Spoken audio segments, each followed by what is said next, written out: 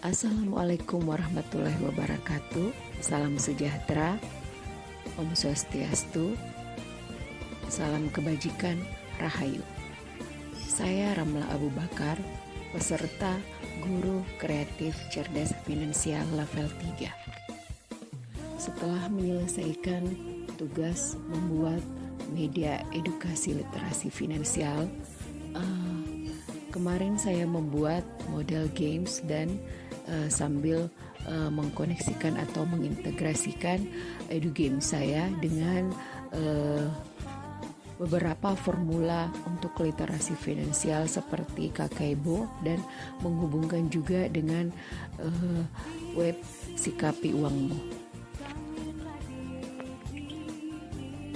Saya membuat rencana tindak lanjut berdasarkan template yang sudah diberikan. Di dalam rencana tindak lanjut tersebut, saya menyematkan link media edukasi literasi finansial yang saya buat. Saya juga menyematkan materi literasi edukasi finansial berdasarkan template dari Guru Kreatif Cerdas Finansial, dan saya membuat tautan dan saya karena media literasi finansial yang sudah saya buat tersebut, saya mencoba mengimplementasikan media literasi finansial yang telah saya buat. Tetapi terlebih dahulu saya ingin membuat matriks pengukuran agar guru-guru di sekolah saya dan di tempat saya setelah saya menyusun dan membuat media literasi finansial, saya ingin membuat matriks pengukuran yang akan saya berikan ke rekan-rekan kerja saya atau rekan di tempat mengajar saya. Dalam menyusun matriks tersebut, saya membuat pertanyaannya berdasarkan AI, di mana di AI tersebut saya mencoba mencari atau menginstruksikan kepada ChatGPT untuk membuat beberapa pertanyaan yang berhubungan dengan edu games dan edu games, khususnya media literasi finansial yang telah saya buat. Pertanyaan yang diberikan dalam matriks tersebut relevan dengan ide ataupun edu games yang saya buat tentang tantangan utang guru, di mana pertanyaan-pertanyaan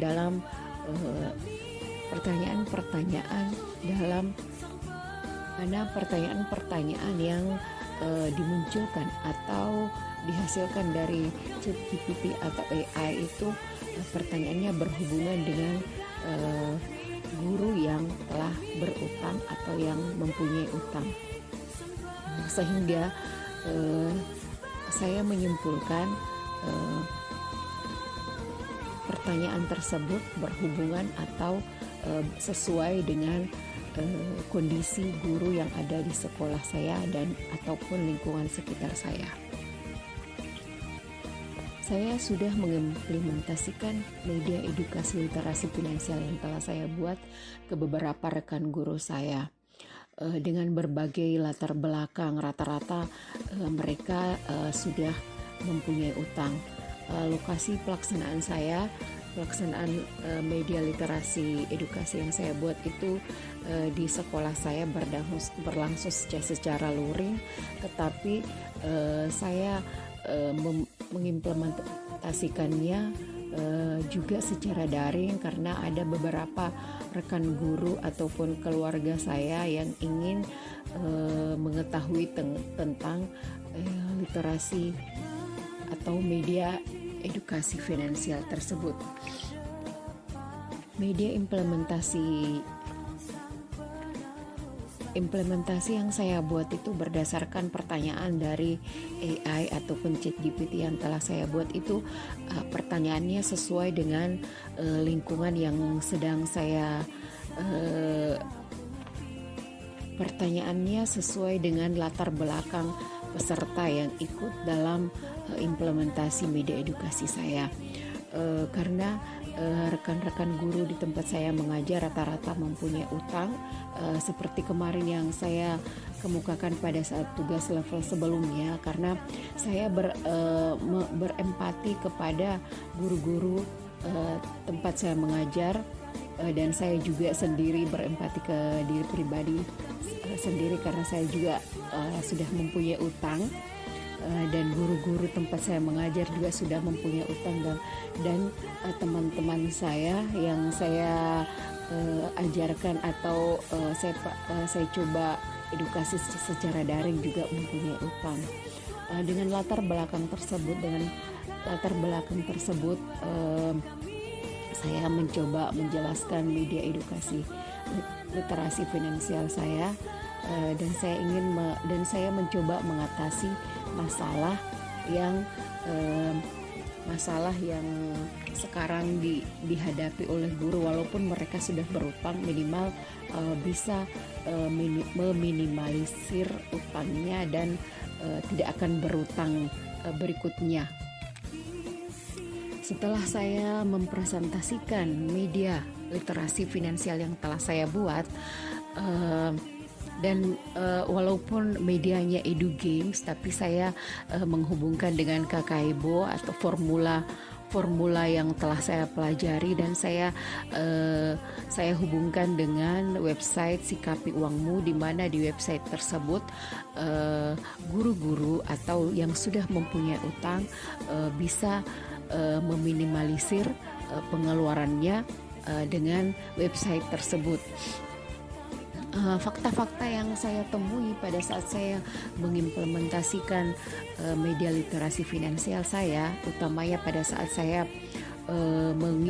memberikan form pertanyaan kepada peserta ataupun rekan-rekan guru yang menjadi peserta implementasi saya, guru tersebut agak komplain dengan saya karena di pertanyaan saya ada tentang restrukturisasi dalam implementasi media yang saya buat, seperti dalam implementasi media literasi finansial yang saya buat, pada saat saya membagikan form pertanyaan kepada peserta, khususnya guru-guru tempat saya mengajar, saya menemukan fakta-fakta yang menarik karena di dalam form saya ada pertanyaan seperti ini. Apa yang sebaiknya dilakukan jika tanggal jatuh tempo utang semakin dekat tetapi dana belum mencukupi? Opsi pertamanya itu mengajukan pinjaman baru, opsi kedua menghubungi lembaga kredit untuk meminta restrukturisasi, yang ketiga menghindari pembayaran, yang keempat meningkatkan jumlah cicilan bulan depan, dan yang kelima menambah utang pada kredit lain. Dan pertanyaan ini seperti biasa saya dapatkan dari AI atau ChatGPT. Teman-teman saya atau ada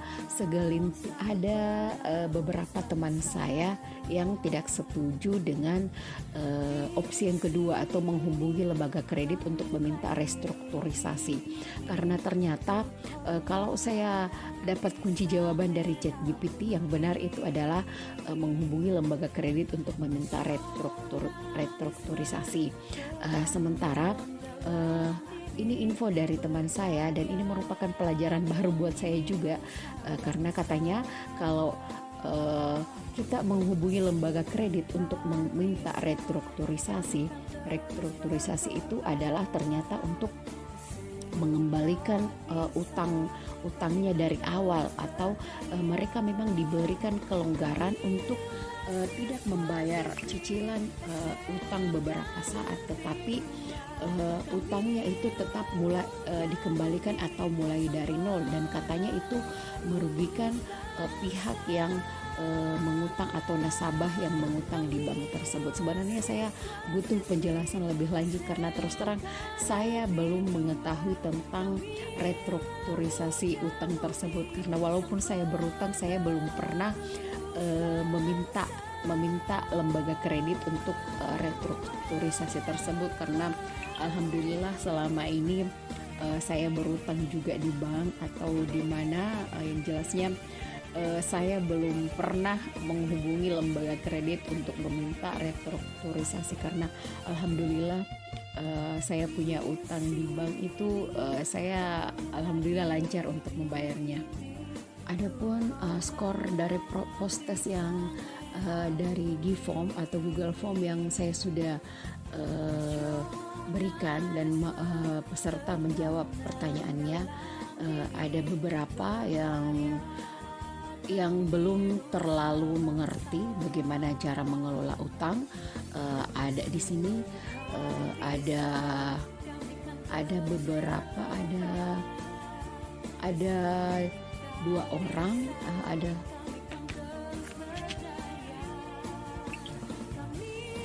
dari form yang saya berikan atau form yang saya sebarkan, link yang saya sebarkan kepada rekan-rekan peserta, ada 2 orang atau 2 peserta guru yang benarnya cuma 3 atau nilainya 30. Ini sebenarnya yang terendah, tapi rata-rata beberapa teman guru saya ada yang sampai, ada juga yang 100 dan ada semua yang benar. Rata-rata skor peserta implementasi saya itu 71% ya. Jadi saya berkesimpulan peserta literasi finansial yang setelah saya membagikan link post-test, peserta sudah mengerjakannya, dan ada 2 peserta yang memperoleh nilai 30, dan saya berkesimpulan peserta tersebut atau guru tersebut masih kurang dalam literasi finansialnya, tetapi overall dari seluruh peserta rata-rata skor implementasinya itu 71 atau hampir 72%. Jadi saya berkesimpulan media literasi edukasi finansial saya ini cocok dengan atau sesuai dengan permasalahan yang dihadapi peserta sekarang ini, karena walaupun ada 2 orang peserta yang benarnya cuma 3, tetapi ada juga peserta yang menjawab seluruh pertanyaan dengan benar, dan ada juga rata-rata peserta menjawab 70% ke atas jawabannya. Jadi ada yang 70, 80, ada juga yang 9 benar. Pada saat pertama saya mencoba mempresentasikan literasi media literasi edukasi finansial saya ini, sebenarnya saya cuma mengharapkan beberapa guru, minimal 10 guru sesuai dengan target dalam pelatihan ini, tetapi ternyata ada beberapa rekan guru saya yang mencoba untuk menjawab pertanyaan tersebut. Terus saya juga mencoba memberikan atau mencoba mengedukasi rekan-rekan saya yang berada di luar dari sekolah saya, sehingga jumlah peserta implementasi saya ada 35 orang.